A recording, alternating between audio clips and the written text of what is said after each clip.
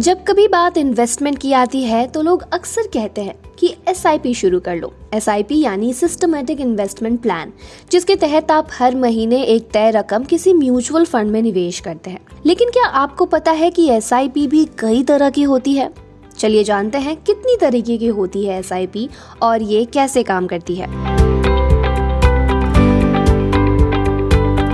सबसे पहली है रेगुलर SIP, जिसके तहत आप हर महीने एक तय रकम निवेश करते हैं। ये आप हर महीने, तिमाही या छमाही आधार पर कर सकते हैं। आपके पास ये ऑप्शन होता है कि आप खुद तारीख तय कर सकते हैं।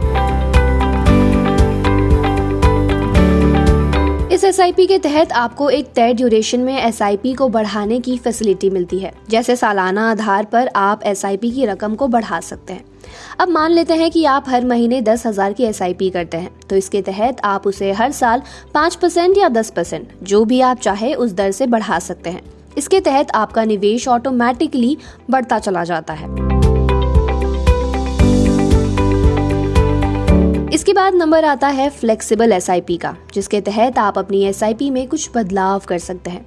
मतलब है कि आप SIP की रकम को बढ़ा या घटा सकते हैं। हालांकि अगर आप कुछ ऐसा करना चाहते हैं तो इसके लिए आपको अपने फंड हाउस को SIP कटने की तारीख से हफ्ते भर पहले बताना होगा। ये सबसे दिलचस्प SIP है। इसमें आप पैसे, समय और वैल्यूएशन के आधार पर तय कर सकते हैं कि कब SIP ट्रिगर होगी। आप इसके लिए पहले से ही कंडीशन लगा सकते हैं। ये वो SIP होती है जिस पर आपको टर्म इंश्योरेंस कवर मिलता है। अलग अलग फंड हाउस में ये अलग अलग तरीके से हो सकती है। कुछ फंड हाउस इसके तहत पहली SIP के अमाउंट का 10 गुना तक इंश्योरेंस कवर देते हैं, जो बाद में बढ़ता चला जाता है।